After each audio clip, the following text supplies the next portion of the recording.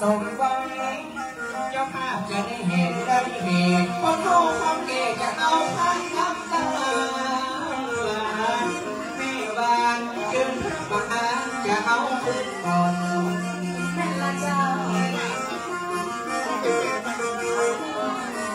มีแต่เสียงก้องมีแต่เสียงก้องต่อเจ้าและพี่น้องเจ้าบ้าน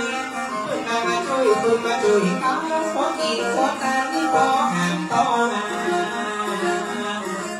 ใส่บุญนะเพื่อเอาใส่บุญเพื่อเอาใส่บุญบ้านกันนะบุญจากบ้านมองสาลูกเป็นมาองค์พระปันอย่าได้น้ำตาก็มาพี่น้อง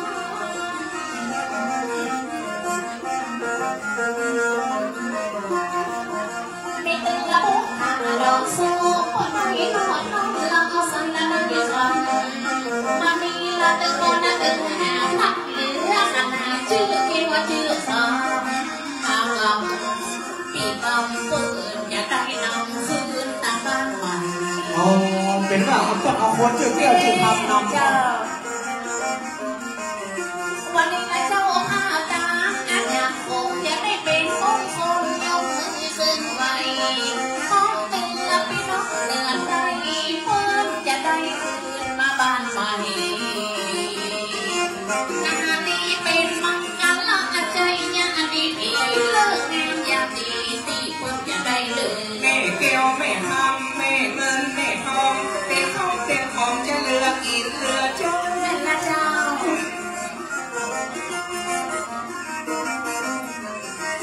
ก็จะสุขสมบัติทำบุญในบ้านใหม่จะต้องรักคนไทยนะภาษีนะประกันวันนี้นะเป็นวันนะประเสริฐบอกเกิดให้ตั้งหลังงานฝากแม่กำแม่แก้วแม่ทำช่วยกันแหมกัน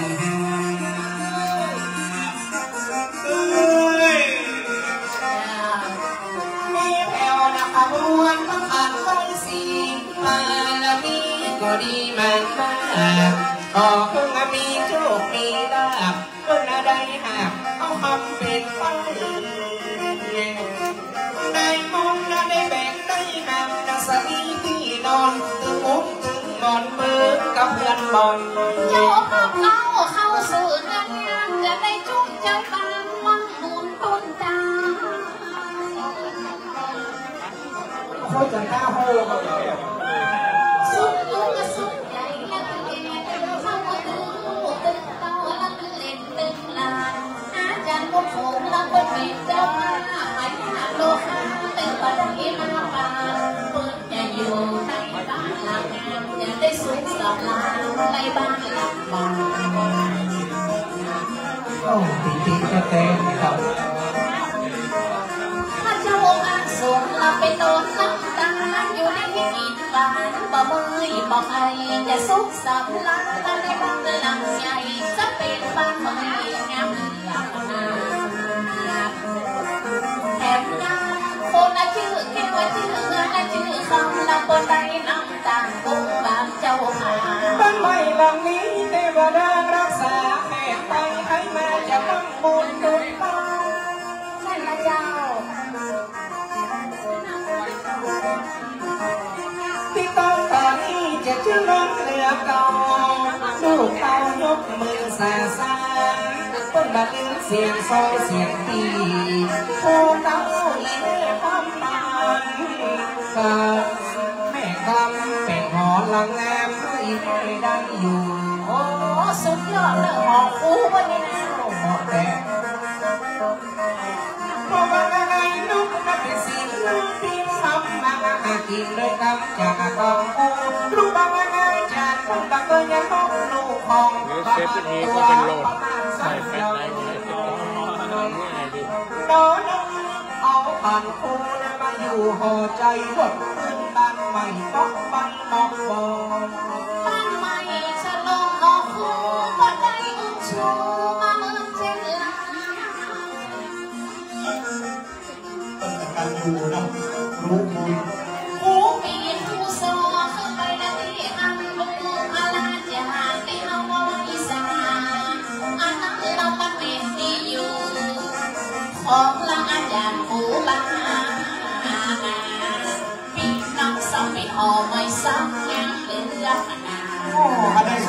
โอ้นี่นะหลายเนอะ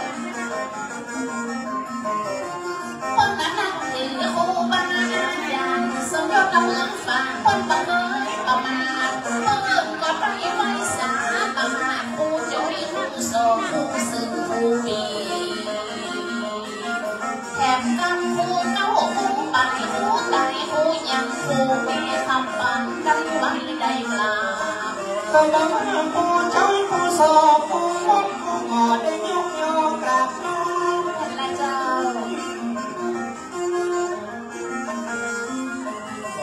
พระอาจารย์น่ะบนของให้ใจใส่สอบสองซึ่งบางก็บอกผู้น่ะได้ไว้ได้สา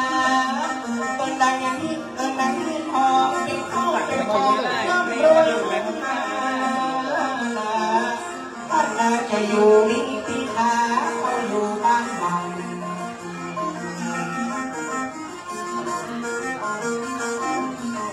นวดและทำบุญท่านตั้งอยู่บ้านเลี้ยงมาโอ้โหนะจากเราก้อยที่เดิมบ้านนาได้เคยเอาใจใส่ตู้จะตามไปหายายหาแม่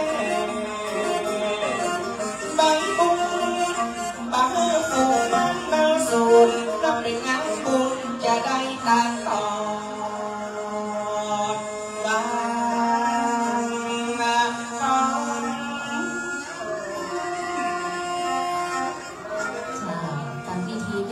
แล้วเนาะจังโซจะยุบกันนะเจ้าครับต้องทิวต้องทิว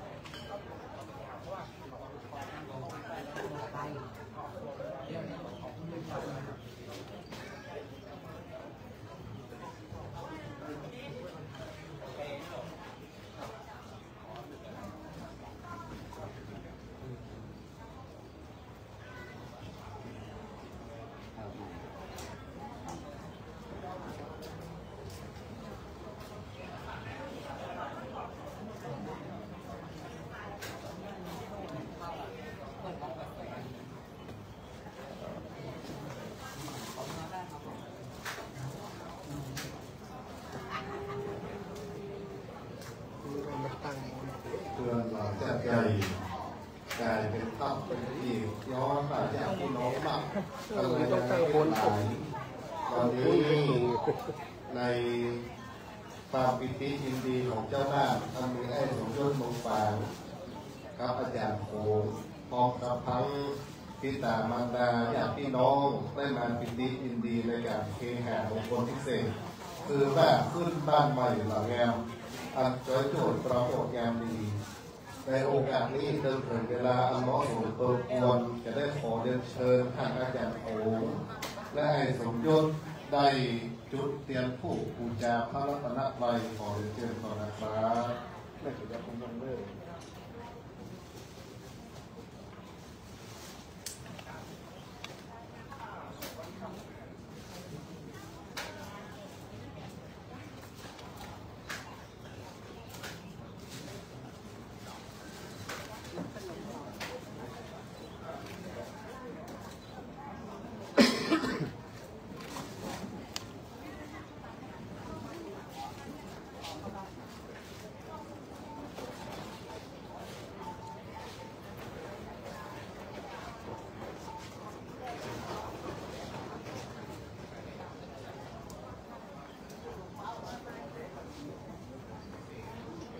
รายการนี้เป็นผู้ถ่ายได้ผลมาลงทุนนะครับ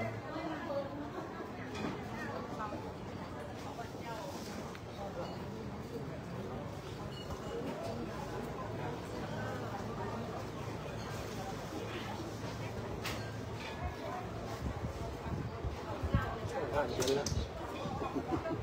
ตั้งภาพเย็นแล้ว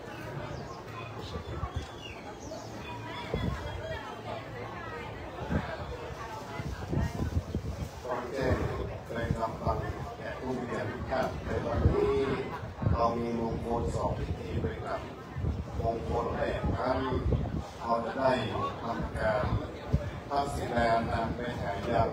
บรรพบุรุษอันมีคุณแม่คุณยายคุณพ่อของให้สมยศตลอดถึงอาจารย์โอ้นะครับซึ่งเป็นการแสดงความกตัญญูกตเวทีเป็นการแสดงความสำนึกในการเป็นลูกเป็นหลานคนมีพระคุณโอกาสนี้เป็นทุกท่านพนมมือนะครับกราบหนึ่งกราบสองกราบสามอิมินาสการเนะพุทธังอภิปูชยามะอิมินาสการเนะธัมมังอภิปูชยามะอิมินาสการเนะสังฆังอภิปูชยามะอะระหังสัมมาสัมพุทโธภะคะวา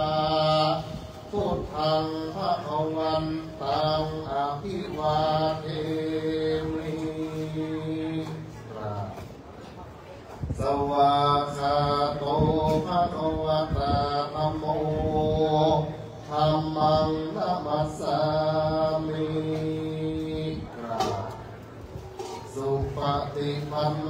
ภะคะวะโตสาวกสังโฆสังฆังนะมามิมะยังพันเตติสัพพะเนนะสะอาปัญจศีลานิยาจามาพุติยัมปิมะยังอันเตติสารเนนะสะอาปัญจศีลานิยาจามาตติยัมปิมะยังอันเตติสารเนนะสะอาปัญจศีลานิยาจามานะโมตัสสะภะคะวะโตอะระหะโตสัมมาสัมพุทธัสสะนะโมตัสสะภะคะวะโตอะระหะโตสัมมาสัมพุทธัสสะนะโมตัสสะภะคะวะโตอะระหะโตสัมมาสัมพุทธัสสะนะโมตัสสะภะคะวะโตอะระหะโตสัมมาสัมพุทธัสสะนะโมตัสสะภะคะวะโตอะระหะโตสัมมาสัมพุทธัสสะนะโมตัสสะภะคะวะโตอะระหะโตสัมมาสัมพุทธัสสะพุทธังสรณังคัจฉามิพุทธังสรณังคัจฉามิธัมมังสรณังคัจฉามิธัมมังสรณังคัจฉามิสังฆังสรณังคัจฉามิสังฆังสรณังคัจฉามิทุติยัมปิพุทธังสรณังคัจฉามิทุติยัมปิพุทธังสรณังคัจฉามิทุติยัมปิธัมมังสรณังคัจฉามิทุติยัมปิธัมมังสรณังคัจฉามิทุติยัมปิสังฆังสรณังคัจฉามิทุติยัมปิสังฆังสรณังคัจฉามิตติยัมปิพุทธังสรณังคัจฉามิตติยัมปิพุทธังสรณังคัจฉามิตติยัมปิธัมมังสรณังคัจฉามิตติยัมปิธัมมังสรณังคัจฉามิตติยัมปิสังฆังสรณังคัจฉามิตติยัมปิสังฆังสรณังคัจฉามิ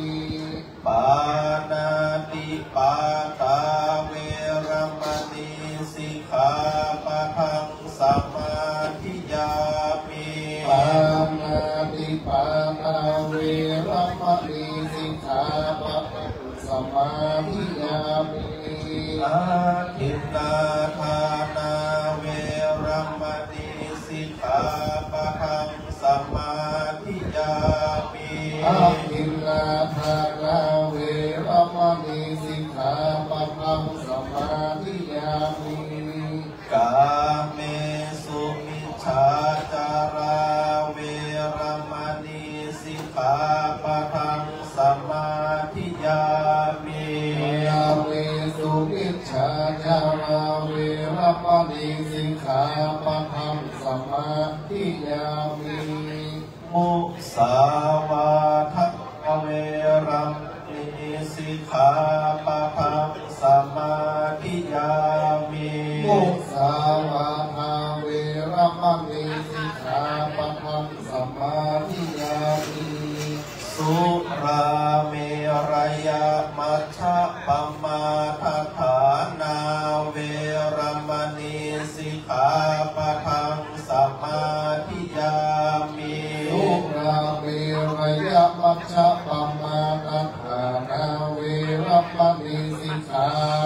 ปะทังสมาธิยามิอิมานิปัญจสิกขาปะทานิ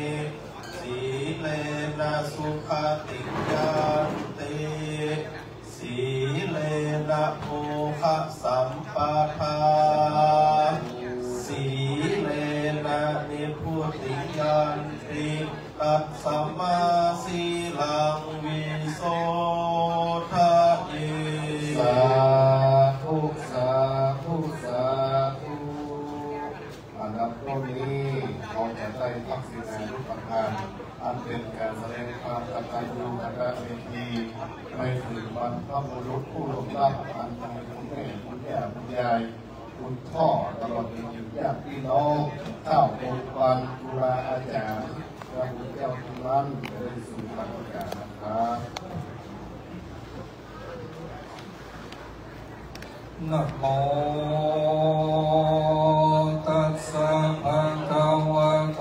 อะระหะโตสัมมาสัมพุทธัสสะภะคะวะโตอะระหะโตสัมมาสัมพุทธัสสะนะโมตัสสะภะคะวะโตสัมมาสัมพุทธัสสะ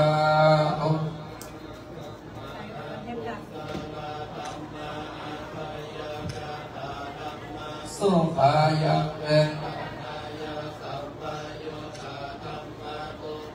นะเวทนายาสุภโยตาธัมมาทุกขมาสุภายะเวทนายาสัมปะนิปะกาธัมมามิปะกาธัมมาธัมมาเนวะมิปะกาตามิปะกาธัมมาธัมมาโอปะทิโนปะทานิยาธัมมาโนปะทิโนปะทาปะทินาโนปะทานิยาธัมมาสังเกเลปะสังเกเลสิกขาธัมมาสังสังเกเลสิกขาธัมมาสังเกเลปะสังเกเลสิกขาธัมมาสัมมิตังกาสังเวชาลาธัมมามิตังกาเวชาลาปัตตาธัมมามิ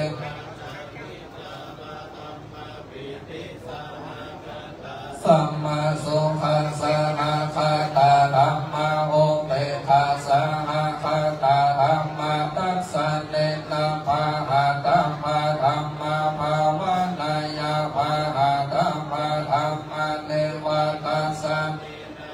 ภาวานายาภาหะธัมมาธัมมาตัสสะเนนะภาหะธัมมาเหตุกะธัมมาภาวานายาภาหะธัมมาเหตุกะธัมมาเนวะตัสสะนายาภาหะธัมมาเหตุกะธัมมาจยะธัมเมโนธัมมาปัจจยะธัมเมโนธัมมาเทวะจยะธัมเมโนนะปัจจยะธัมเมโนธัมมาเสกะ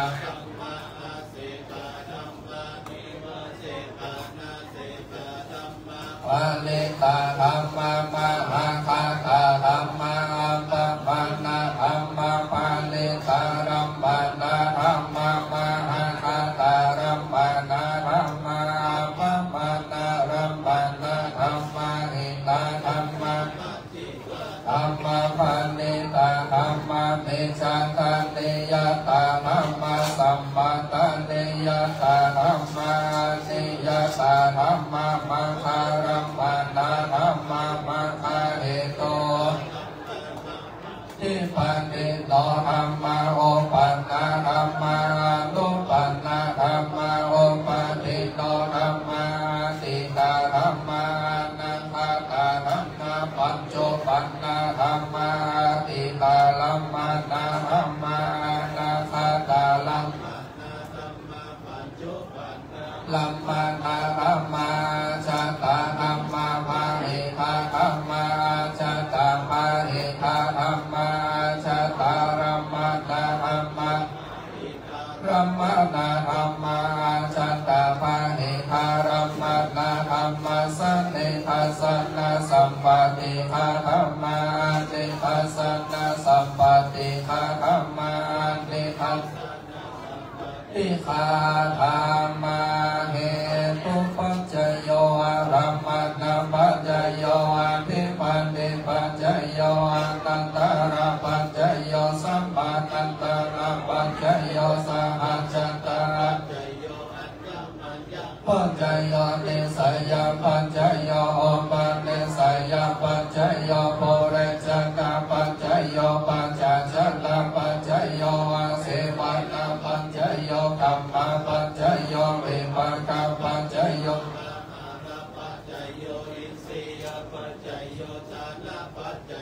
ปัฏฐาปัจจโยสัมปยุตตาปัจจโยวิปยุตตาปัจจโยอันติปัจจโยตันติวิขันตปัจจโยอวิขันตปัจจโย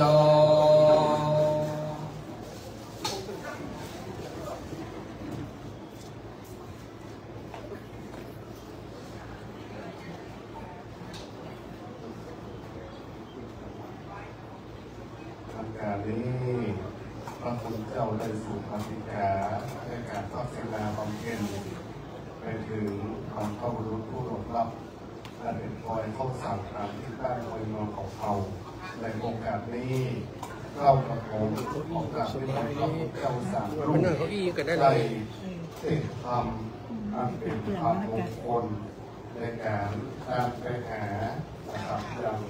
จิตดวงวิญญาณของคุณแม่มองพัดโอพัดขนมคุณแม่อาหารเพลงที่เจ้าจัดไว้ได้แม่วิเกี้ยวนะครับก็ของพ่อแรงนะครับซึ่งถือว่าโอกาสวันนี้ได้มีสำนึกในบุญคุณสำนึกในความกตัญญูแต่สำนึกที่ตัวใจเลี้ยงด้วยใจมาก็บอกวันนี้ได้ความสำเร็จโอกาสนี้ของพระพิมลพระพุทธเจ้าแสนตนได้เต็มธรรมนะครับของเรา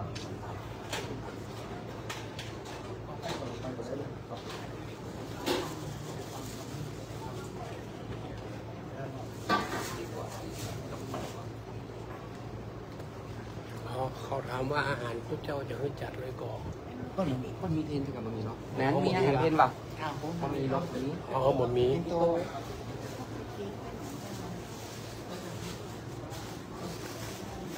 ไปหนังไปตัดที่ตรงนี้ฟังพอกันเป็นพี่โตมาได้เลี้ยงเพลงครับพี่โตสบายค่ะ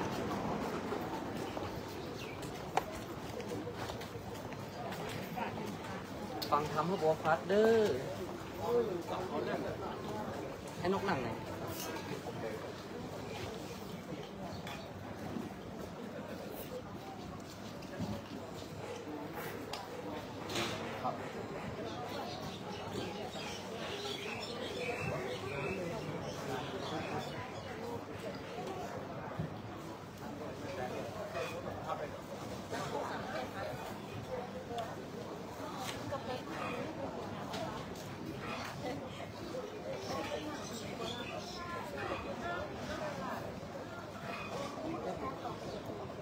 เชิญพ่อแม่พี่น้องต่างเมืองแปร่ครับต่างญาติพี่น้องนะครับต่างปอกแฟนวีรคำนะครับพี่น้องเมืองแปร่เขาจะได้มาฟังธรรมกันท่านใดที่สะดวกขึ้นมานั่งบนพรมแดงนี่ก็ได้เลยเชิญขึ้นมาตรงนี้นะครับวันนี้ญาติพี่น้องนะครับพ่อแม่พี่น้องต่างเมืองแปร่และต่างเมืองฝางนะครับได้เดินทางมายินดีกับลูกกับหลานในโอกาสมงคลนี้นะครับ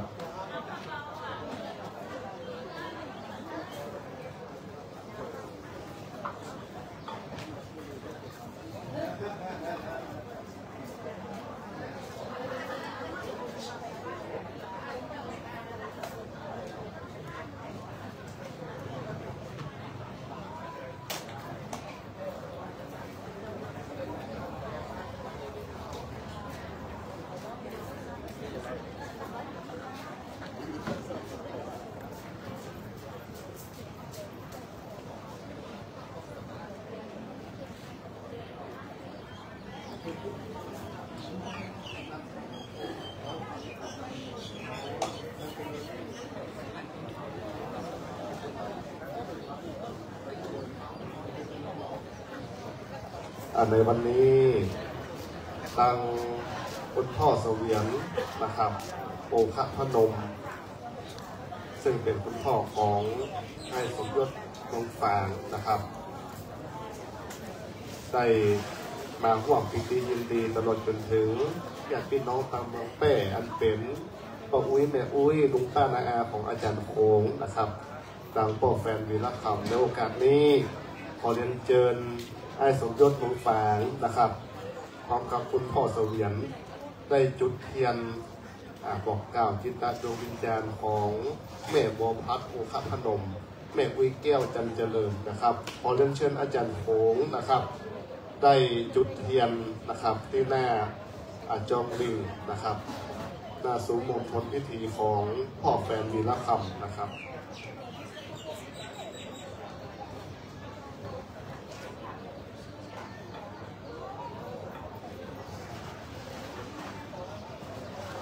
เขตบ้านหอยเมืองของเรานะครับ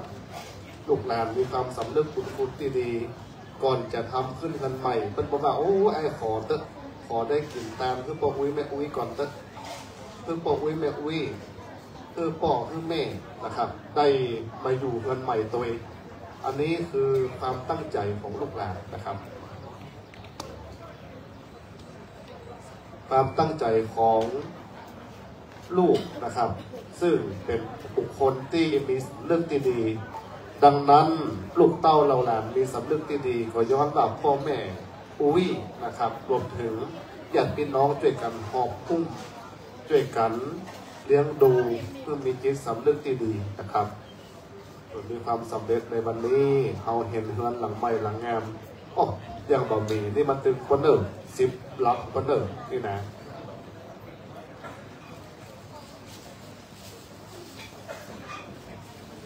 ในโอกาสนี้ให้ได้กราบนิมนต์พระคุณเจ้าได้เทศแสดงพระธรรมเทศนาธรรมนะครับพรหมมาเลยพรหมมาเลยต้นองค์แผ่นภาพต้องเป็นกระดานทองทำอันใดใดถามนับทับลองว่าเป็นของแห่งนักปราชญ์ผู้ข้าน้อยน่าขออาลาตันฟังธรรมังอนุกัมปิมังปัจฉังอรัฐานังกะโรมา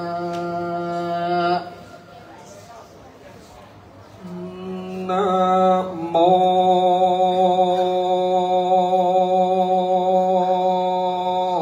ตัสสะภะคะวะโต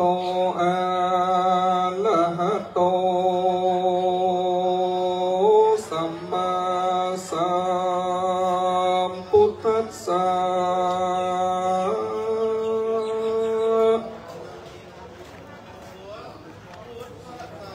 โตเลนโต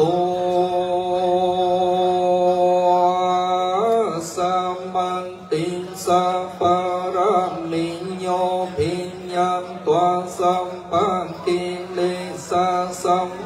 สัมปุญทิงามลุนตารังสังกนังอันติสังโฆอันติพระมังโลกังนังโหมังกวันติรังธรรมโมกัลลังนิหิพังกัญญาวันตาตาสิโสภควาอาระหังวันจิระปังกัลโลปันธรรมังอินติปิอาระหังวันตาอาหังสังลังนังกัญชามิอาระหังตาสิระสาสัมมาสัมพุทโธปุณโธสันติมันโตธัมโมสันติมันโตสังโฆสันติมันโตพุทธานุนสันติธัมมานุนสันติสังฆานุนสันติสัมปัฏฐงคาบินาสันโตสัมปะปัญญาบินาสันโตสัพพโลกาวินาสันโตสัมปะโอปันธาวาบินาสันโตสัมเปอันตรัญญาบินาสันโตสัพเพสัทโธวินาสันโตภังกาวานวาพระปุณทันเจ้าวิจจาลังนาสัมปันโนตนเป็นติจังติเปิงแก่โลตังสามได้สั่งวัดสวันพิญญาคาถาอันนี้ปังเมื่อพระสงฆ์ปานปลับมีแต่ก่อนเพื่อเธอเป็นตีไว้เลสังกาลปุจจาเกสันตาโลกตั้งหลายการว่าปงกาลยิ่งใจปงใดใดยิ่งใดฟังใดสังวันสวันพิญญาได้น้อมไว้สังกาลปุจจาก่อนดีเอาเป็นติจังติปึ้งก่อนดีปงกาลาโพนังก็จำลื่นไปโดยทรงสามภาการปัสสังจังตรงทรงโรคกภายอุปังภาวะภัยญาตั้งหลายได้สมเร็จพิมังมีเป็นดีมีอายุมันยืนยาวมีแต่ทรงบ่มีทรงทุกสังใดแลดังจังมีสัญญาณาไปนานิเตโมนิโตอังวาพระพุทธเจ้าพันสึกว่าโลกตั้งสามกะลนตีก็กะตำปุตตะลิขิยาอันน้อมไว้เห็นข้าซึ่งพระเจ้าสีสังกัญญาโมนีหนเนือนละโมเมธิปังกะโล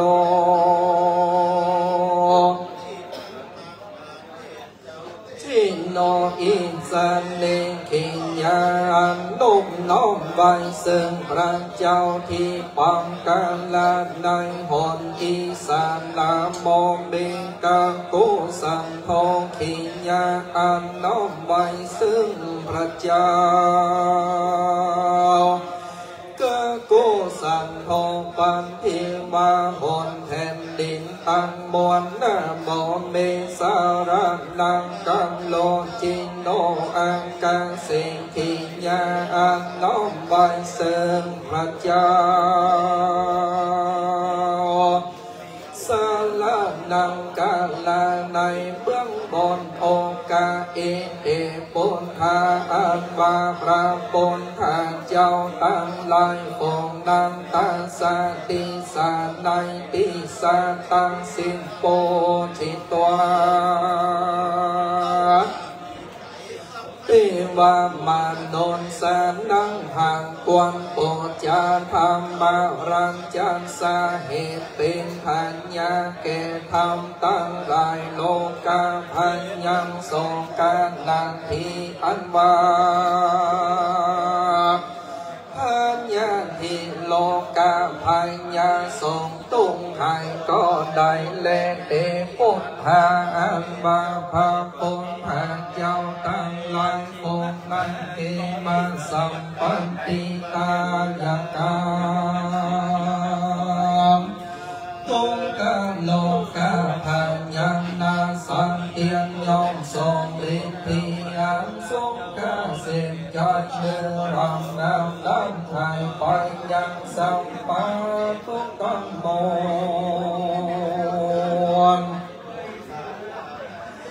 อันเชิญหาผู้เตรียมบ่ได้จงมาเป็นติจังติปึงแก่กันตั้งหลายเตใจยามังกัลลังมาหิสุราก่อนได้โปรดจะเอาธรรมะใจญาตั้งจิตมาดีมาตั้งกำโจศาสนาเลี้ยวไว้นมคงยำพาธนาเอาส่งเฮปนจากตุ้งตังมวลก็จังสมรินบอนยาจาเลนาติสังวันจังนางนังวัติบันดาเจ้าตนนิติจลิธีอนุภามานังปัสสันตุจงนำมายังกัญญาทรงทางคือทรงกัญญาอันมีตัวในตนก็ดีจริงตั้งทรงขันทรงอันมีในจริงใจก่อนดียาคารหังจุงมาบังเกิดแก่เจ้าเก้าสันทานโจโหโจคนโจใหญ่น้อยยิ่งใจตั้งแต่ในกาลบัดนี้เตียงเตดิลีบ่อยาจะเล่นนาลินที่ตั้งที่ยาอันเก่ายังทำใจยาใจตินก็บังกอมสมเลนสะเด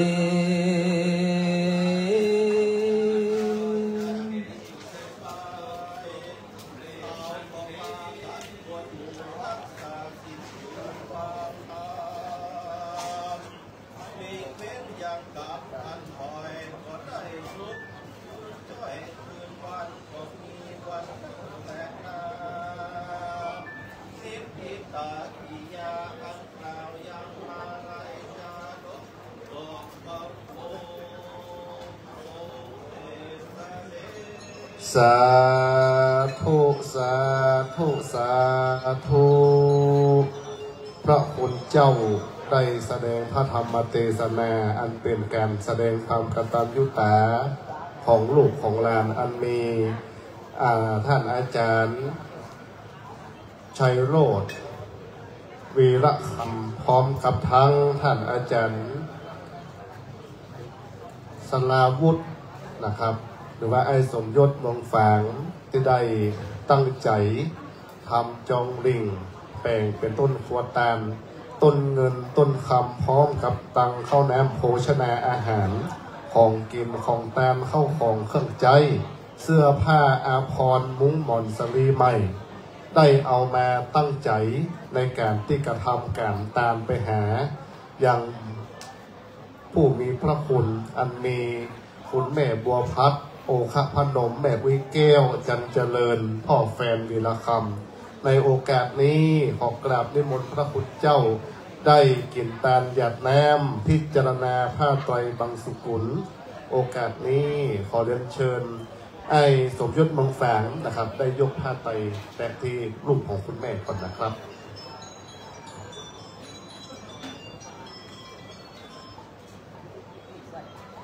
แสดงความกตัญญูปิติใจมาตั้งแต่ต่อมา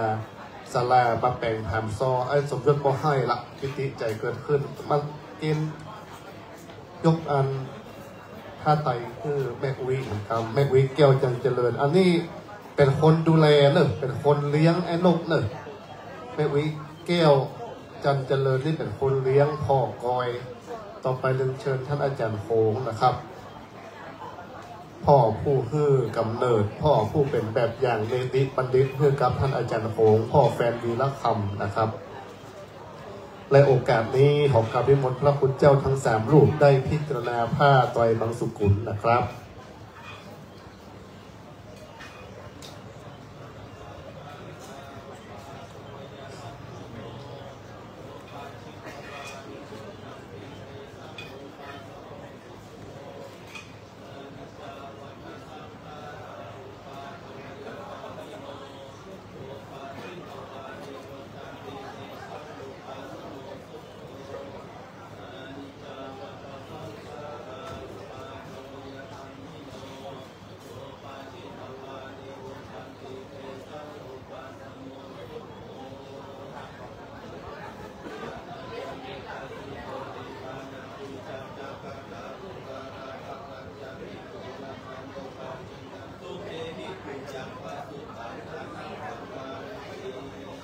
พระคุณเจ้าได้เป็นสะพานบุญในการกินตาลหยาดน้ำไปถึงผู้ที่ล่วงลับดับหายไปแม้ว่าคุณแม่บัวพัดโอคพนมแม่วิแก้วจันเจริญพ่อแฟนวิรคำและบรรพบุรุษทุกท่านครูบาอาจารย์จะได้นำสู่ไปเมืองบนแต่ก็ยังหวนกึศคำนึงถึงอันเป็นกุลต่อลูกต่อหลานในโอกาสนี้เดินเชิญไอ้สมยศมองฝางนะครับได้ยกเกณฑ์เครื่องพยาทานวัตถุทานคือกับพระคุณเจ้ารวมจึงหมดเลยเลยครับจึงหมดเลยครับตึงจงดิ่งตึงต้นครัวตาลนะไปถึงคุณแม่บัวพัดนะครับเดินเชิญท่านอาจารย์โคงยกเกณฑ์เลยนะครับตั้งเครื่องพยาทานวัตถุทานครับครับเกณฑ์ตั้งท่านเจ้าอาวาสวัดตาไคร้นะครับแน่นอนนะจะได้ไปสอบคุณหมอ สาธุสาธุกินอิ่มกินเต็มตาลแต้กินบ่อพานตาลบ่อเสี่ยงนะครับในการนี้ขอเมตตาพระคุณเจ้าได้ปั่นปอนเมืองนะครับตามจะแรงที่ตั้งเจ้าศรัทธาได้เตรียมนะครับชื่อเจ้าศรัทธาไว้นะครับ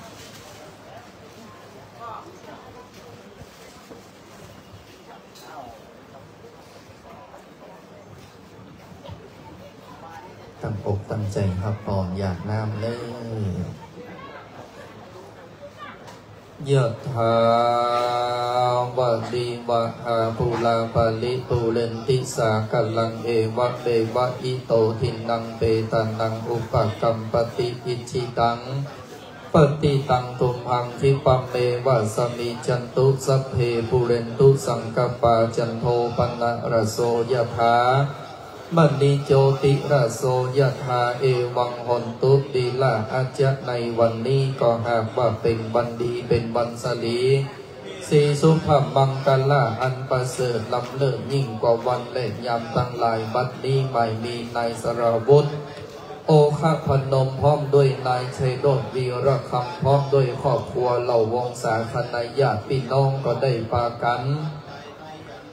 สนงคงไฟตกแต่งเป็นพร้อมน้อมนำมายังซึ่งควกินควตานวัตถุตานตั้งหลายบนฝงนี้มาทักปันนาถวายเป็นต้าน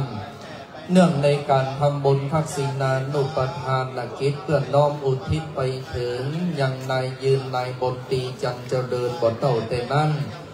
ไม่มีนายชัยโดดวีรคำจักได้ตามไปหายังมองโซนในตลอดจนถึง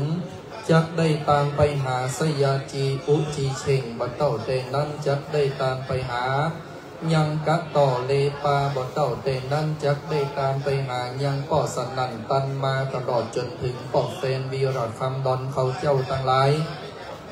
ได้วางจิตวางใจอารมณ์มาไลไปบทจากได้ไปลงคล้องข้างอยู่ในระหว่างจตุรัสอบายฮอนบ่ได้อ่านอยากบ่ได้กินดังอันก็ดีก็ขอเชิญเทวบุตรเทวดาตนมีอิทธิฤทธิ์ทีนำเบากุศล ผลละบุญตานตั้งหลายไปผากดยศเจียตัดกองหน้ากองตาตุกตานักอันอยู่อันไปและก็ขอเจิญตนมาเคสิกาได้ไปช่วยอุ้มปกยกออกจากติงอย่างเธอได้พรากออกจากติงตุกเมื่อได้เทิงสุขติดีคือสะเปาคำลำพาเสริญนำเมื่อเกิดเมืองสวรรค์จันฟ้าพลบุญต่อหน้าตันตาคือสัมปติอันมีในจันฟ้าและมหาเดรปานบุญกินบุญตาเหล่านี้แม้นว่าไปถึงเมื่อเจ้าก็ขอเฮือเป็นเข้าง่ายไปถึงเมื่อควายก็ขอเฮือได้กลับกลายเป็นแผ่นเสื้อแผ่นผ้าไปหอดมาล้นปูนล่าก็ขอเฮือเป็นเข้าติ๊บน้ำติ๊บสิบประการเป็นเครื่องอลังการอันประเสริฐนำเมื่อเกิดไปหน้านั้นจุงจักมีเพียงแต่ดีลีนั้นจุงจักมีโสญาติพัมโมจะอัญญังนิทัสสิโตเปตันนปุจาจักตาอุลาลาพลัญจาภิกขุนามนุปทินนางตุมเมหิปุญญังปสุตังอนัปปกันติสัพปีปิญโยวิวัชชันตุสัพพะโลโกวินัสสันตุมะเตภวะตวันตะละโยสุขีติคายุโกภวะอภิวาทนาสิริสนิจังบุธาปัจจายโนจตาโลธรรมาวะทันติอายุวันโนสุขังปะลา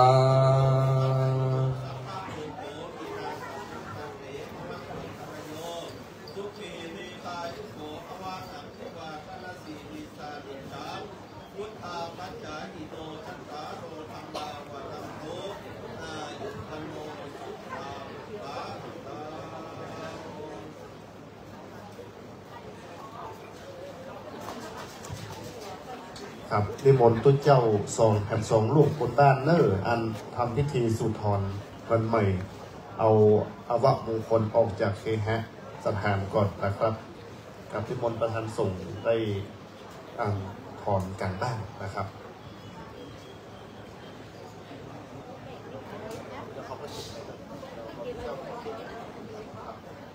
ครับเดี๋ยวเขาไปขึ้นไปเดี๋ยวรอตุ้เจ้าทำพิธี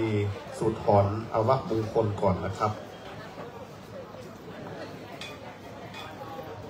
กินอิ่มกินเต็มตาลม่วนแล้วอกแล้วใจนะครับได้พระอาจารย์วัดตาไคร้มาแสดงพระธรรมมาเทศนากินตาลหยัดน้ำไปถึงคุณแม่บัวพัดโอคพนมแม่วิแก้วจันเจริญพ่อแฟนวีรคำตลอดจนถึงบรรพบุรุษครูบาอาจารย์นะครับ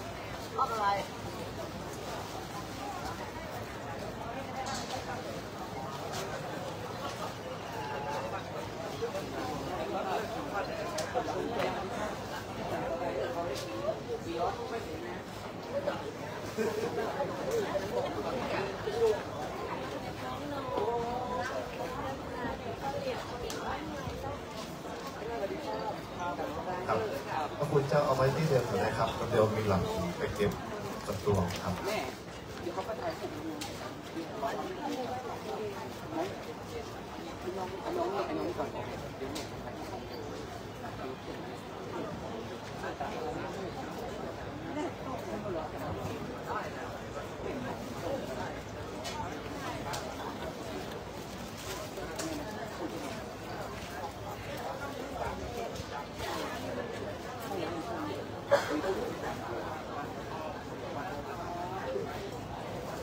เอาละตอนนี้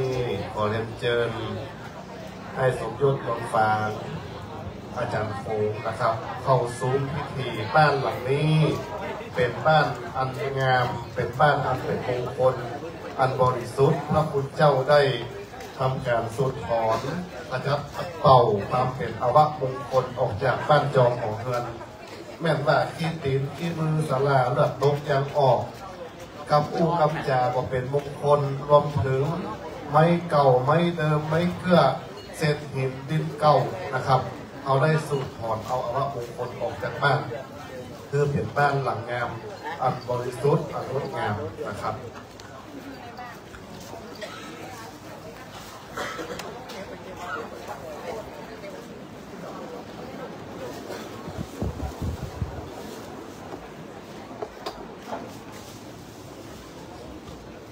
โอกาสนี้เชิญไอ้สลาวุฒิโอคพนมไอ้สมยศวงศ์สารได้ยุบเทียนน้ำมนต์ที่ขันน้ำสาครนะครับ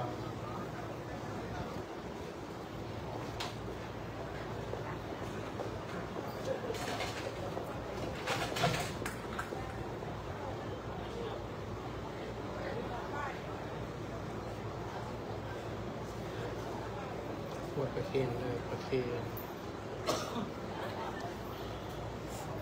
จะได้จุดเรียนมงคลที่เครื่องสืบชะตานะครับเอาคุณพ่อเสวียนโอคพนมเป็นประธานเพื่อลูกๆและมีให้สลาวุฒิโอคพนมอาจารย์โหงนะครับได้ร่วมกันยุคนะครับเรียนมงคลที่เครื่องสืบชะตาไว้แต่งนะครับ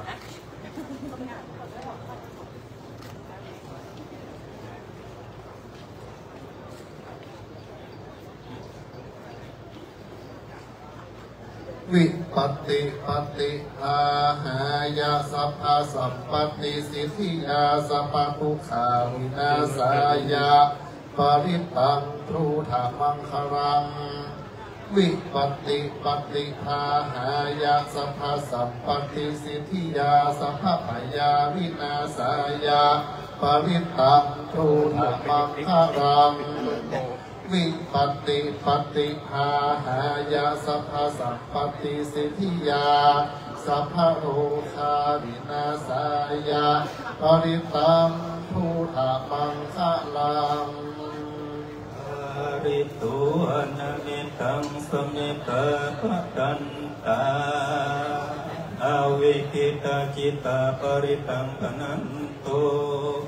สเกกามิจารุเปกิริสิกรกเตจันตริเกวิมาเนอิเประเตจักเมตโรนะกะเนเกหาวตุมิเกเตอุมมาจยันตุเตวะจรตระวิสัมเนยกะกันทปนากาอิทันตาสันติเกยัมมุนิวรวัจนังสาดวกเมสุนันโตธรรมสวนการโรอัญญัมปะกันตาธรรมสวนการโรอัญญัมปะกันตาธรรมสวนการโรอัญญัมปะกันตาสมัตตาจักรวาเลสุวัตละคาจัตตุเทวตาสัพพมังมุนิราชสัสุนันตุสัคขโมคหังนะโมตัสสะภะคะวะโตอะระหะโตสัมมาสัมพุทธัสสะนะโมตัสสะภะคะวะโตอะระหะโตสัมมาสัมพุทธัสสะนะโมตัสสะภะคะวะโตอะระหะโตสัมมาสัมพุทธัสสะพุทธังสารนังกัจฉามิธัมมังสารนังกัจฉามิสังฆังสารนังกัจฉามิตุติยัมปิพุทธังสารนังกัจฉามิตุติยัมปิธัมมังสารนังกัจฉามิตุติยัมปิสังฆังสารนังกัจฉามิตติยัมปิพุทธังสารนังกัจฉามิตติยัมปิธัมมังสารนังกัจฉามิตติยัมปิสังฆังสารนังกัจฉามินะโม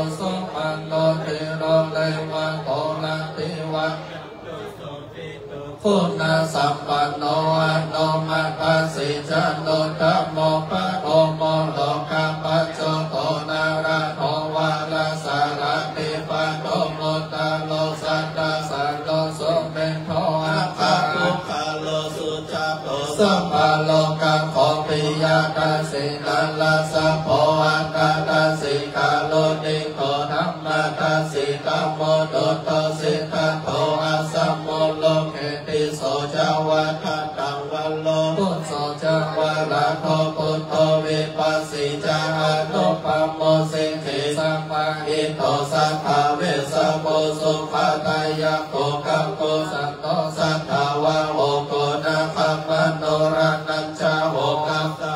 สิริสัมปันโนโหตัมโมสักกายะปุคาโวอันภาเวสันติสัมภาตาอิเมพุทธามะเหติกาคาลุนาพุทธสัมปันนาสัมภโลกาภิปุจิตาเอเตตัสสะภะระพุทธมัตตมาคาปุคาลเตปิคาปุนาอาสุปิติเยอัมมาตังพระตังเอเตพุทธาทิตาจามังคาลาโหติสัพพะตาอัตตวิสติเมพุทเตอาหังวันตาวิสัพพะตาเตสัญญาเนนะสีเลนะขันติเมตตาภะเลนะจะเตปิโนอะโลระขันตุอะโลกะเยนะสุเขนะจะอัตตวิสติเมพุทเตโยนะโลสารนังกะโตกัปปะลิสัตตะสหัสสะนิโตปะติโสนะคัจฉันติอัตตวิสติพุทธปาริตา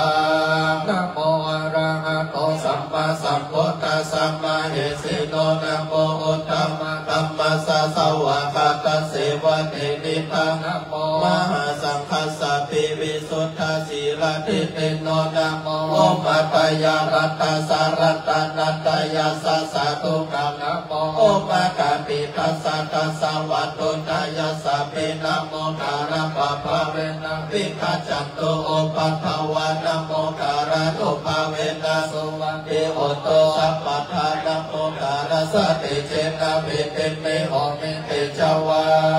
สาสันตัสสะจันโลกัสสะอุติภวันโตสัพพะทัสสะสันนัมปิจันโลกัจจเทวะลักขันโตสัพพะทัสสะติโหโตกิสัพเพปาริวาเรงิอัต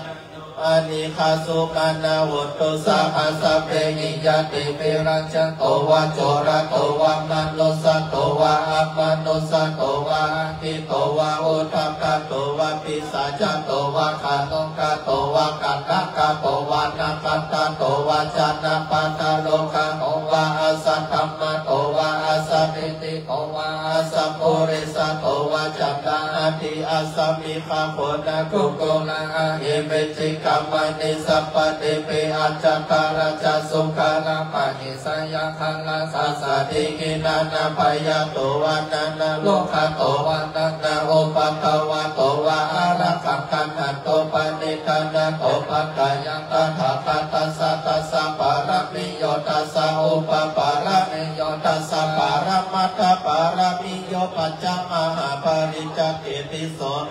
ยาปัจจิมภาเวคัมภาวะกันติจติอาภิเนกัมมานะปัฏนาจริยโพธิปัลลังเกปัลลังวิจัยยังสัพพัญโยตายานัมปะเตเวทังนาวะโลกุตตระธัมเมมิสัพเพ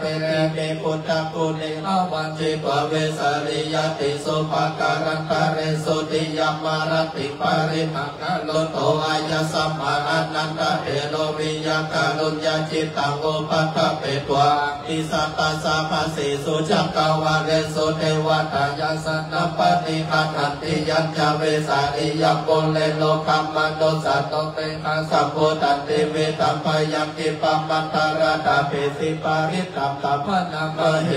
อาเสวันนัจจพัลลานังปันติตานัจจเสวันนังโพชาจโพชนิยานังเอตัมมังคลามุตตัมมังปฏิโลปฏิสัวะสุจปุเปจังกัตตปุญญาตั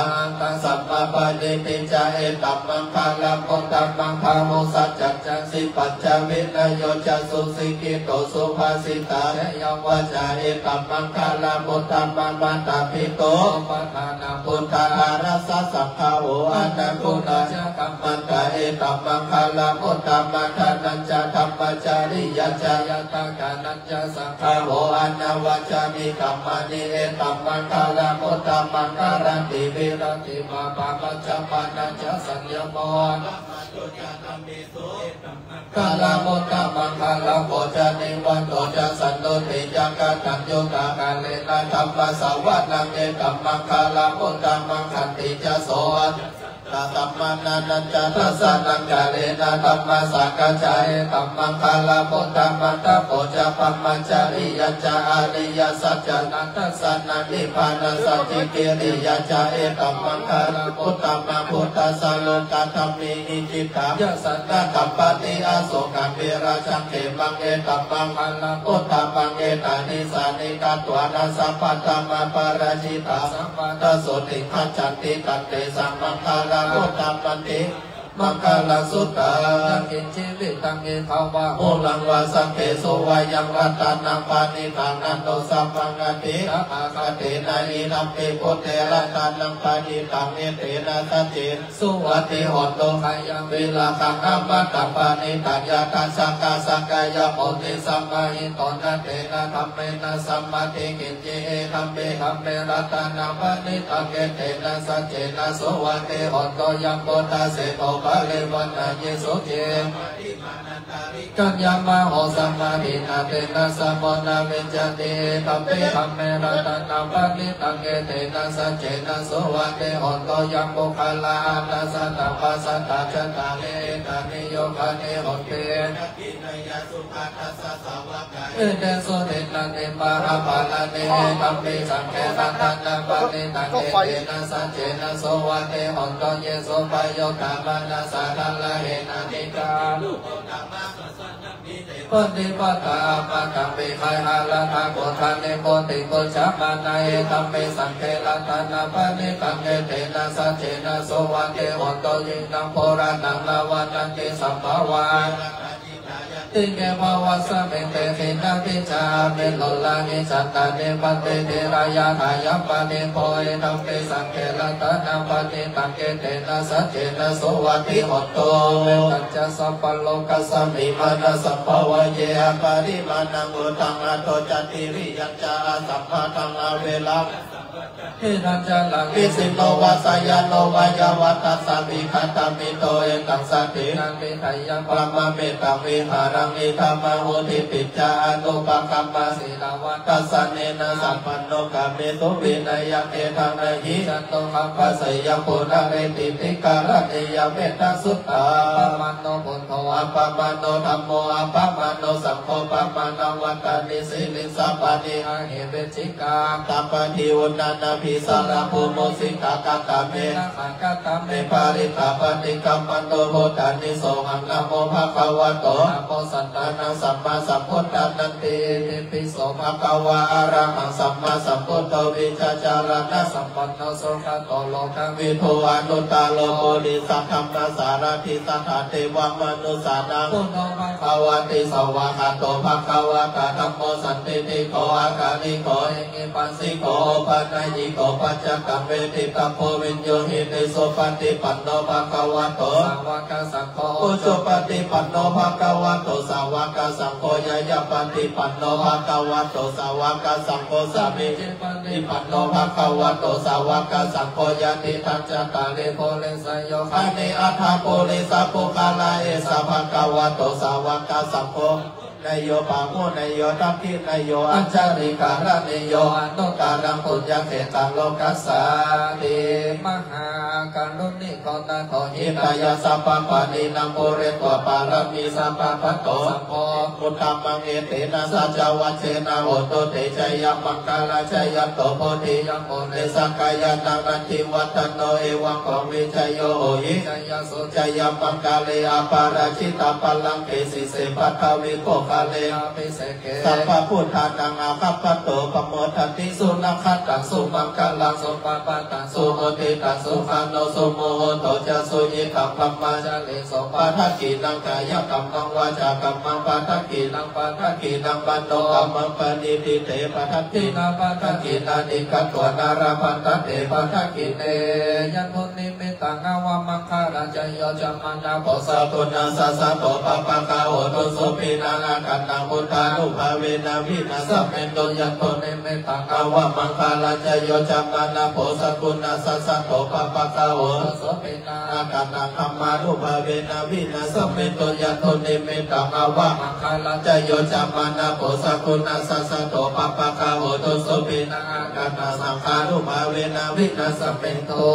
หิริโอตปัสสัมปันนสุขธรรมสัมมาหิตาสันโตสัมโพลิสาโลกิเทวธรรมติโกจเนสันติปะกาปัตตนาสันติปัตตาวัจจนามัตตาพิตาพันนาจตเวทปฏิกัมมาอภิอุณัสสะวิจโยธรรมโมโลเกอนุตตโลสัพพสัตตาหิตาไดยันตังตัวทาไนเทวะเทปาริวัชเชราชตันเตอมโนสิหิปาวะเก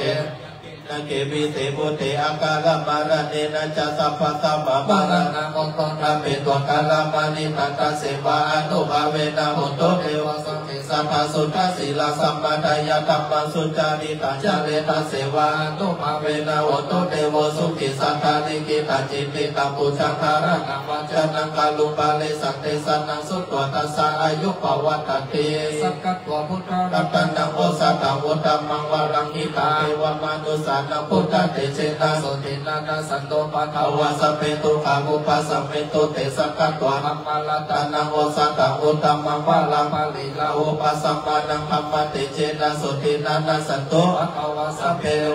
อุปาสัมเมตุเตสังฆัตวะสัมมานัตตานังโอสัตตังวุตตัมมังวรังอาโหนยังปะโหนยังสังฆเตเชนะโสตินานาสันโตปะทาวาสเปโลกาโวปัสสัมเมตุเตนะทิเมสันนังอัญญังพุทโธเมสารนังวารังเอเตนะสัจจวัชเชนะยายามังคาลังนาทิเมสารนังอัญญังอัมโมเมสารนังวารังเอเตนะสัจจวัชเชนะโหโตเตชยามังคาลังนาทิเมสารนังอัญญังสัมโมเมสารนังวารังเอเตนะสัจจวัชเชนะโหโตเตชยามังคาลังยังกิจเจรัตนังโลเกวิจติเวเมตาพุทโธรัตนังพุทธสัมมังกัติตัสสะมาโสติภวัตโตเตยังกิจเจรัตนังโลเกวิจติพุทโธรัตนังสังฆสัมมังกัติตัสสะมาโสติภวัตโตเตยังกิจเจรัตนังโลเกวิจติเวเมตาพุทโธรัตนังสังฆตัสสะมาโสติภวัตโตเตอินทาจตาเทวาจตาพรหมจตามหาพรหมจตาอิสิจตามหาอิสิจตาโมนิจตามหาโมนิจตาโพเลสัสตามหาโพเลสัสตาจักรวัติจตามหาจักรวัติจตาโพตจตาปัจเจกโพตจตาอาระหังตจตาสัพพสิทธิวิจตานังจตาสัพพโลกาจาริยานังจตาสัพพโลกาธิปติยานังจตาเอเตนะสัจวัชเชนะตุยหังโสวัตเตหนตุตุยหังสวายานะโมตัสสะนะโมธัมมัสสะนะโมสังฆัสสะสยติธัมโมโลโหโลสวหายานักขันตัญญังคามุตานังปะปะกังนิวารานาปริตัสสะอุปเวนะหัตถวติสังอุปัตเวนะขันตัญญังคามุตานังปะปะกังนิวารานาปริตัสสะอุปเวนะหัตถวติสังอุปัตเวนะขันตัญญังคามุตานังปะปะกังนิวารานาปริตัสสะอุปเวนะหัตถวติสังอุปัตเวทุกขาปัตตาจเนทุกขาพยาปัตตาจเนพยาโสกปัตตาจเนโสกสัพเพปิปานิโนเอตวัตตาจะเปกิสัพพะตังปุญญาสัพพะตังสัพเพเทวานุโมทันโตสัพพะสัพพะเตติยาตานังทัตโตสัทธายาสีลังละขันโตภาวนาวิรัตโอโตขันจันโตเทวตาขันตาสัพเพพุทธาปรัมปัตตาปัจเจกานัญจยังปะลังอาระอันตานัญจติเจตาละขัมปันตามิสัมปะโส สุขพุทธานังโอปะโตสุขาสัตตัมปันเตสันนังสุขาสังฆสัสสะมันติสัมมังคานันตโพตุโภคัตติโยสิโตจะเนตัสสะมิงเอโหตปฏิจายิโนวิจาจารณะสัมปันโนสุเสโทเทวมนุเสธิวัตปฏิโจรติมาภาติจัตติมาสันนัตโตชายิตาปฏิปัมมโนอัตตาสัพพะปะโหระตังโตโตตปฏิเตจัสสาโลกัญญาปัลลมัลลามาสัตตุเทปะระมะทานังวิสัสสะปะละมะยันตินิพพานังปะละมังสุขังสาธุ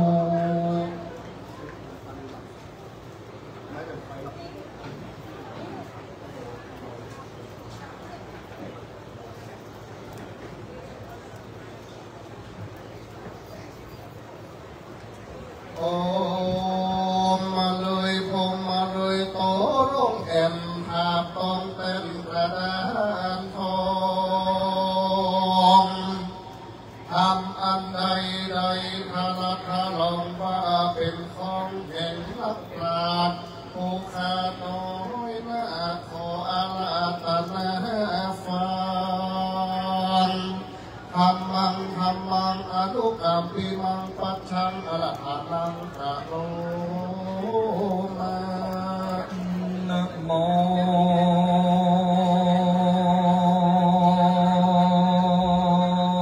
ตัสสะภะคะวะโตอะระหะโตสัมมาสัมพุทธัสสะ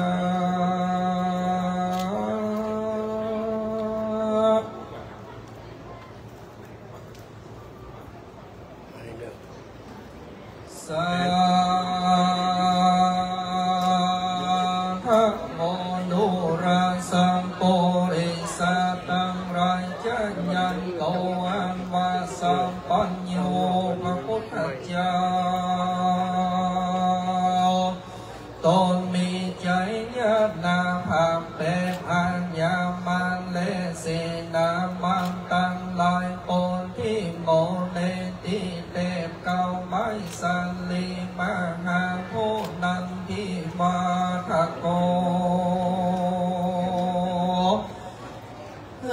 จำเลิกอย่างความจงจืดยินดีสังกาญาณังเกจังสังกาญาณังตั้งลายยานหาอันนั้นและมีสัตนายอันว่าติวันดาตั้งลายฝนได้วันผู้ติวันดาตั้งลายก่อนดีอารังคาติวันดาก่อนดีติวันดาอันหังสารยันตนตัวก่อนดีบ้านนี้ไม่มีนายชัยโรจน์มีราคำห้อมโดยนายสาราบุญโอข้าพันนมเป็นเก้าเป็นปานทานพร้อมโดยครอบครัววงศาพี่น้องจริงได้ปลูกสร้างเฮือนสันพานมงคลงามจอยจนเคียงหันกับปันลีปนหลังเมียนแล้วเป็นเดืองแก้วสวนสันดีต่อไปนี้คือครอบครัวเจ้าต่างลายมีอายุมั่นยืนยาวน้อยสาวความเขาว่าสาเมนจังพานทานนาไข่ได้หือมังไฟอันน้อยขอทรงใจกูเจือดังไฟเอื้อใจไม้โจกหลากหลายมาโซบ่อข้างโยเนืองตีจะเรื่ององค์การมีเงินคำบอกขาดใจจิ้มป่วยไข้อย่าได้มาปานขอตัวหานโอบาตังโจรหาวหันจังไลฮือนีไก่กอดก้อยโยซึ่งจืมจ้อยคืนวันพาลาบุญตันอ่องแผ่วได้อยู่หอเกี้ยวเฮือนดี วันนี้เป็นวันดีสันลิใจญาโจองตาบานยิ่งโยนกว่าบางเล่ยามตั้งลายวันเมงก็มุนใส่วันไตก็มุดก่อนวันนี้เป็นวันยอดหันยาวันว่าวันนี้เขาของจะปล่อยขึ้นมาบ้านนี้หมู่เจ้าขาตั้งลายเจ้าห่อเจ้าเฮือนก่อนดีจังได้โยเป็นสีรังเดือดดังกำมาเศร้าจุดนอนเป็นสีลำเลือดเศร้าจนนึกจึงว่ามังกาลาพาเสือโอดมใจเศร้าต้นนึกจึงว่ามันนิสัยต้นเกี่ยวย่อมเฮือแล้วดังกำหาพนาเป็นดังกำจาตรงสิ่งเสาต้นนึกจึงว่ามหาทานนามิงบนเมืองคือเจ้าเฮือนมีติเจ้าเรืองมังเต่าตรงคำเจ้าบอกขาดเสาต้นนึงชื่อว่าบนพิราจึงจ้อยภัยมันก้อยนีหายเศร้าต้นนึงจึงว่ามหาติเจ้าลายเรืองราพาจนหาบันพันโลกกายบอกใกล้เสาต้นหนึ่งชื่อว่าโมคาบ่อไรมากมวลมีเสาต้นหนึ่งชื่อว่าโสมเองตาลีจงจื่นยอมเฮือเจ้าเฮือนหอมเฮือนโดยมิตรเกี่ยวสหายเสาต้นหนึ่งชื่อว่าสุวรรณภายราชบัวบางฮือเจ้าเฮือนสำลานจอยโจดมีเงินคำล้านกอดติดสางเม้นจังหินมาค้าขายเงินคำหลังไหลเขามั่งมูลตุนเต้าเป็นดีบอนอยากจะเล่นนานิมยีตังทิยาสังบาลนามีเศษจานด้วยห้องเหตุที่หาพิเศษมงคลขึ้นบังใบก็บังโกสมลิสดีสาธุสาธุสาธุเอาได้เป็นคนออกจากศีรษะความนะครับโอกาสนี้จะได้สู่มาพอตามโอกาสเพียงตามสักเล็กสักน้อยถูกต้องตามจริตเกียรติอ้อยจะได้เป็นอกดีใจของเจ้าบ้านเจ้าจอมจะได้เดินตามสัก3 ชั่วโมงน้องต้นนี่ว่ามาไปตามรักเอามาก้อนจงที่บ้านได้สุดจุดเนี่ยพออาจารย์ขับรถลงฝางได้ยกขับดอกขับข้าวดอกดอกไม้อันเป็นพ่ออาจารย์รถเกณฑ์นะครับวันนี้มีถึงไอ้สมยศลงฝางไอ้ขับรถลงฝางรับออกงานแทนลงฝางสุวิทย์ลงฝางนะครับปีนี้กันหมดนะครับลงฝางสาธุสาธุโอกาสะคาเดสัพพะยุบท่วมขวดตามสหบริวารตันตันลายมวลปู่อันนำไรอยู่นานาบัดนี้สัทธาผู้ขาดทำลายตัวใดตกแต่งเป็นทองน้อมนำนายยำมาผู้ผู้ผ่าลายาดวงดอกตั้งเขาตอกดอกไม้และเรียบงามเพื่อจับขอสู่มาและลดโทษโทษาที่ผู้ขาดทั้งหลายได้กระทำสัพพเนื้ออันเป็นเครื่องผู้ละพินโทรีดินฝุ่นแย่พื้นแผ่นผ้าขวดทรงพายุลมพัดเป่าติวเข้ามาหาล้างเลือดได้ตกแต่งตายิบห่อดึงเข้าห่อดังไฟได้เลี้ยวไปซอกซอนได้ทั่วเข้าตอกนาจาเรียกบุกพาดอกไม้ตักน้ำใจน้ำทานล้างเลือดได้ขัดคุยขันทานดอกขัดจอกน้ำกันดีเอาเตียนมาสีฟ้าฟัง ลุกขึ้นนั่งเดียวกายน้ำบุกน้ำลายทิพแปดละอ่อนแวดหน้าแวดลำเขาก็ยุบคิดกับยักลาเก็บใส่ปากไปกินภูมิใจยิงผู้ข้าหลอนปาได้เทียบโบราณ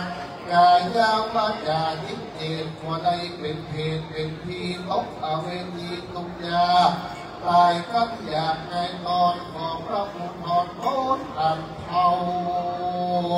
ยุ่งได้ถ่ายโพดรับบาปโทษโตสาลอนป่าเล็กขาห้องไทยมาสอดใจตัวกลางใจทิ้งต่ำเขาออกลงปักลอดไปมาสัมผัสสามกองในแห่งกองว่าดานตามหลังเพื่อคนได้สักสามช่วยล้างของความเป็นบาปกาทำหลอนบาปผู้ฆ่าทั้งหลายได้สูญยาวันเกี้ยวเพียงหมากหากลำดีย้อยซอมีกินเหล้ามาสูญหาเข้าขวดนานมันก็มีหลายประการสัพพะสัพเพผมเข้าเกตลบซูนโลมาผลลุนใส่เฮงกาไก่วินตองเขาตัวไก่คำขาดห้องก็เก็บใส่ปากไปกินเสียก่อนไม่ยอมตานผู้ฆ่าทั้งหลายขอวันนั้นกลับไปขอยังขอพิพาไลรับไปนักขัดแก้วขัดแก้วเจ้าสาบนำกันจงคุณน้ำโดนเจตาเอาโหสิกรรม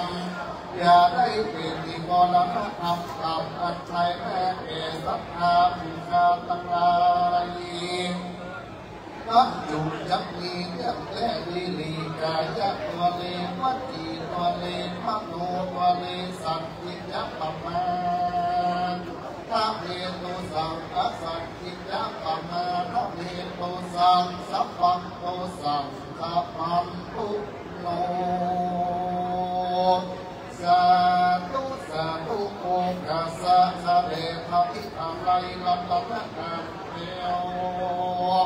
พระเจ้าเจ้าสามประงานอันพระราชาในวันนี้ก็หากว่าเป็นวันดีที่อภิเษกเทียนละเป็นวันฟื้นบ้านใหม่ลำใหม่ลำงามอันช่วยยอดงามโมดและงามตาของเจ้าสะพุยเศรษฐีอันใหม่มีนายสารพุทธโมขพันลมพร้อมกำลังท่านอาจารย์โออาจารย์ชัยยกชัยโรจน์วีระคำเป็นตนเป็นประธานปัดนี้ก็ได้เป็นเงินใหม่หลังงานขึ้นเล่างานใจโยด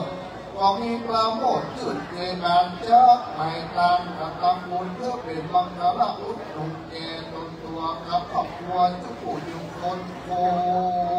นจิตได้กราบที่คนประสงค์องค์ข้าเจ้าตั้งเข้าลูกมาเป็นประธานเข้ามาสู่สถานบ้านเมือง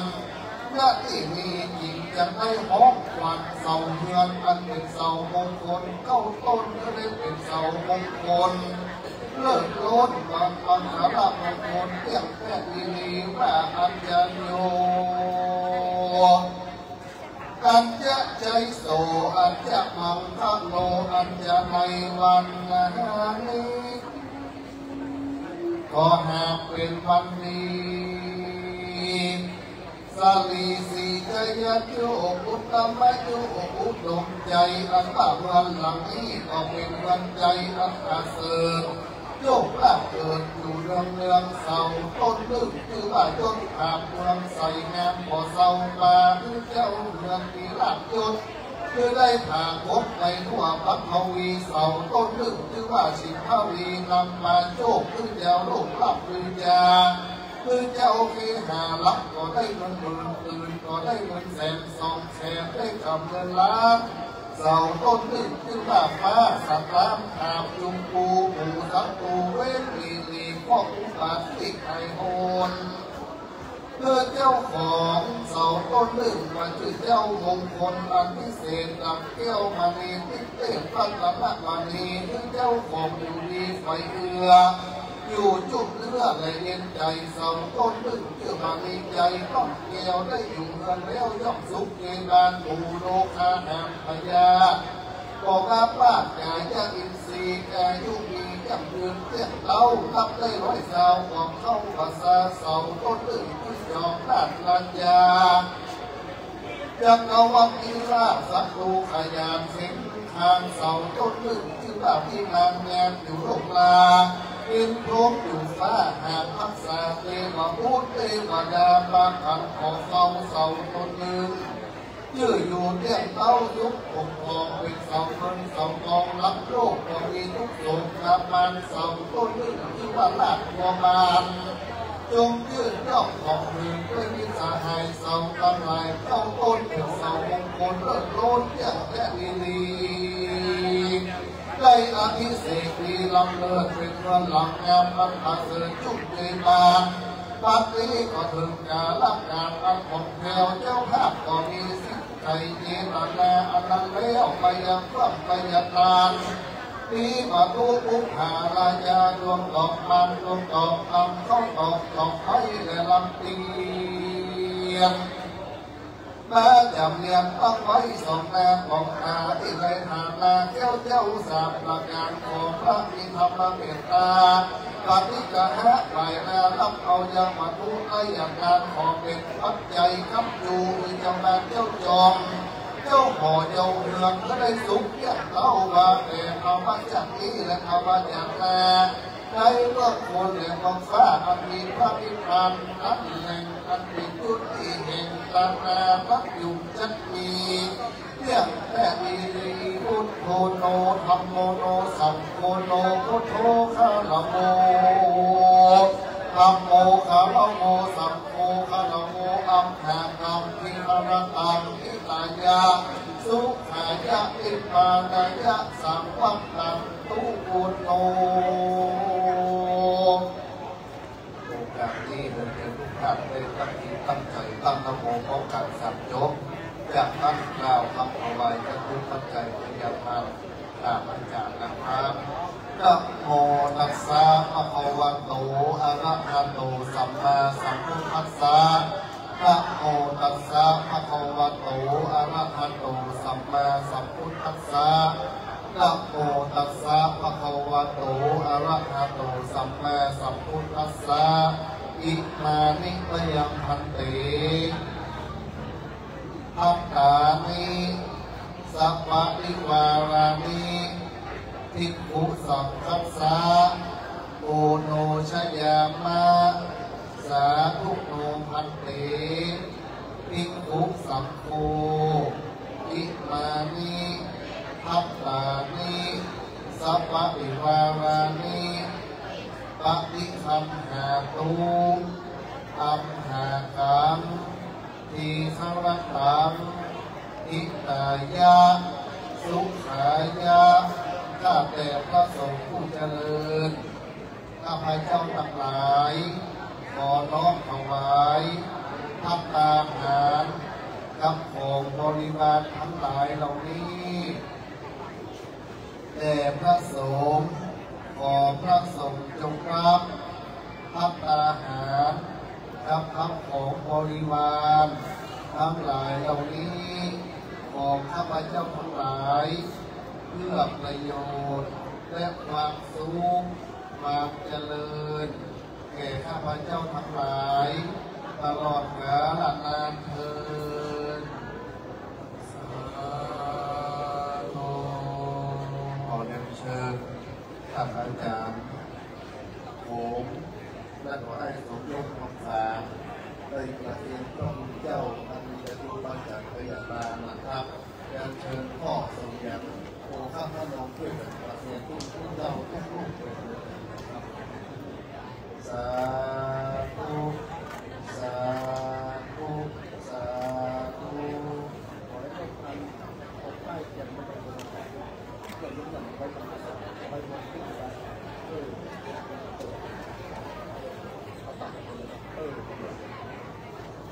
ขออันเป็น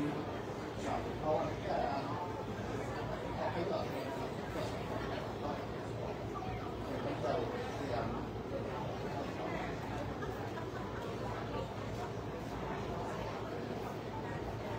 สาธุโอกาสนี้ท่านที่มีน้ำยาเกิดกดน้ำ ส่วนด้านที่ก็มีน้ำยาของความที่ตกใจแต่ภายในมีผู้ลงคะแนนบุญนะครับโอกาสนี้ก็เราได้อนุโมทนาสถานที่ก่อนครับ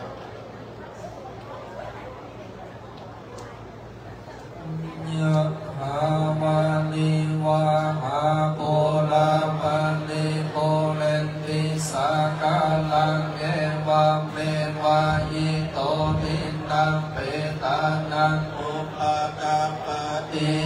จิตังปฏิตังตุมหังกิปะเมวะสัมมิจันโตสัพเพปุเรนโตสังฆปะจันโทปนาราโสธามานิโชติราโสยธาสัพพิติโยวิวัจจันโตสัพพะโรโควินาศโตมาเตภวัตวันตายโสุขิอายุโกภาวะอภิวาทนาสิริสานิจังบุญภาปัจจายโนจัตตารโอธรรมาวะทันติอายุวันโนสุขังภาลังอายุวัฏฏโกธนาวัฏฏโกสิริวัฏฏโกยัสสวัฏฏโกภะคะวัฏฏโกวันนาวัฏโกสุขวัฏฏโกโหตุสัพพะทาทุกขโลกาภยาเวลาโสกาสันโตจุปะภาวะอเนกาสันโตจะเตจะสัจจยาเสเตนังลามังโสติภะคะยังโสภังพลังสิเรอายุจวันโนจายาสวาสัตตวัสสะจายโยจะจิวัสิทธิภาวันตุเตภาวันตุสัพพมังคลังลาคันตุสัพพิวัตตสัพพพุทธานุภาเวนัสสะทาโสติภาวันตุเตภาวันตุสัพพมังคลังลาคันตุสัพพิวัตตสัพพะธัมมานุภาเวนัสสะทาโสติภาวันตุเตภาวันตุสัพพมังคลังลาคันตุสัพพะวัตตาสัพพะสังฆานุภาเวนัสสะทาโสติภาวันตุเตสาธุสาธุสาธุอิทังตนะกัมมังทิปานะปัจจโยหุตุโนนิจจอิทังศีลกัมมังทิปานะปัจจโยอิทังภาวนากัมมังทิปานะปัจจโยหุตุโนนิจจยังอิจิกุสาลังกัตถัมมังกะเตหิกะตังปุญญังโมอานุโมทันตุสุนันตุคนโตเยเทวะอัสสมิงนาเตอาทิกาตาสัทธาหุนตุสัพพะสัตตานังสุขีอัตตานังปาริหารันตุสุขีตาหุนตุทุกขาภามุจจันตุสัพเพยานิกาสุขีตาภามุจจันตุสัพเพอาญาติกาสุขิตาหุนตุทุกขาภามุจจันตุสัพเพยัคขาสัพเพเปตาสุขิตาหุนตุทุกขาภามุจจันตุสัพเพตัพพัตตาสุขิตา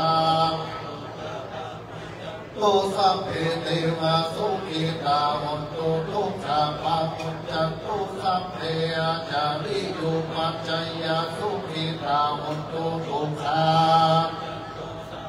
สัพพะทิรักษามิจันตุโกวัตตานิพันเตสัพพะอาภาระปังธรรมะทัพเมทัพเตปุญญังสาธินาอานุโมทิตังมังสาธินากาตังปุญญังไม่หัมทาตังมังสาธุสาธุอนุโมทามิอิคายุโกโหตุอายุวันโนสุขะปะลัง โตโพธิยามูเลสักกายานังนันติวัฏันโนเอวังวิจัยโยอิจัยยสุจัยมังคาเลยาปาลาปัลลังเกสีเสปัตอาวิโภคาเล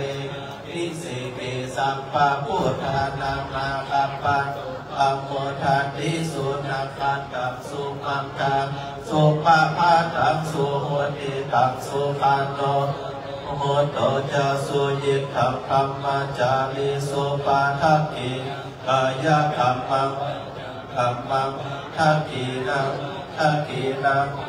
กัมมังปานิทิเตปาทักขินาปาทักขินิกัตตวานาราพันตเถปาทักขิเนวันนี้พระพุทธเจ้าเขาลูกได้สาธยายมนต์อันเป็นธรรมมงคลของท่านใหม่หลังงานเป็นที่เสร็จเรียบร้อยได้กระทำการกินตามหยาดน้ำไปถึงบรรพบุรุษอันเป็นแม่ของพระสัมพันธ์แม่อุ้ยแก้วจันเจริญพ่อแฟนวีรคำตลอดจนถึงญาติพี่น้องข้าวปงปันครูบาอาจารย์ตลอดจนถึงครูพนักอันเอกเก็บของคุณเป็นเข้าเก็บของคุณเป็นแดนแทนเก็บของคุณเป็นเหตุที่ได้ทำถึงทำตามจากลูกหลานอันมีท่านอาจารย์โขงอันมีได้สมยศลงฝาเก็บตามวันนี้จากจ้อยจากซอเฮาซออุ่นงานเพื่อเป็นมงคลต่อมันเกี่ยวมันใจหลังงานนี้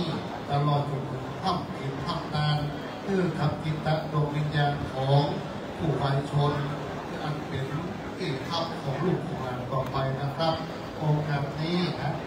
เอามีฟ้อนหน้าเพียงเลยหนึ่งที่หน้าหลังซอเลยนะครับอันบริษัทใหญ่ของเมืองเชียงใหม่บริษัทอีกแก้วอีกคำนะครับได้มาห่วงให้ฟ้อนตัวหรือชื่อเต้แบบชื่อบริษัทนะครับมาหอมให้สมยศลงฝางบริษัทอีกแก้วอีกคำโอกาสนี้ของการขอบคุณพระพุทธเจ้าเป็นอย่างสูงนะครับโชเฟอร์พนักงานขับรถขอแหงก็ใจบ้านเฮาคนหนุ่มคนกลับด้วยกันยกเครื่องพยาทานสังฆทานไว้ที่รถทุกเจ้าเน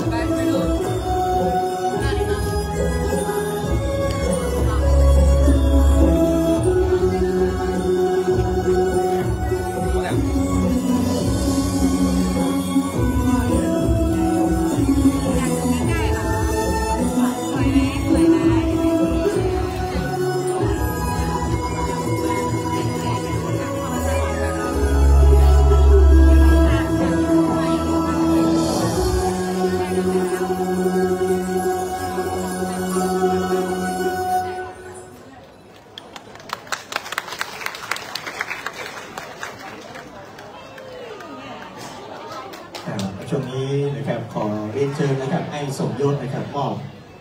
รางวัลสินน้ำใจเพื่อน้องๆนะครับอย่ามาเหม็นแต่คนฟันปะเนอะขอบคุณน้องจ๊อกนะครับหรือไอ้วันชัยนะครับได้มาร่วมเอาการแสดงฟ้อนนะครับมาบูชางานทำบุญขึ้นบ้านใหม่นะครับ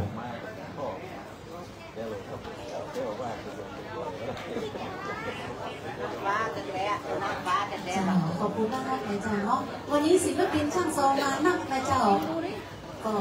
จะแบ่งกันโซคนน้อยนะเจ้าเนาะแต่เจ้าบอกแรกนั่นผ่านไปนะเจ้าแต่เจ้าตั้งต้นโดยการทำบุญนั่นใหม่นะเจ้าเนาะจ้าเดี๋ยวนี้เรากับจะโซห่ำก็กินก็ตานะเจ้าแล้วก็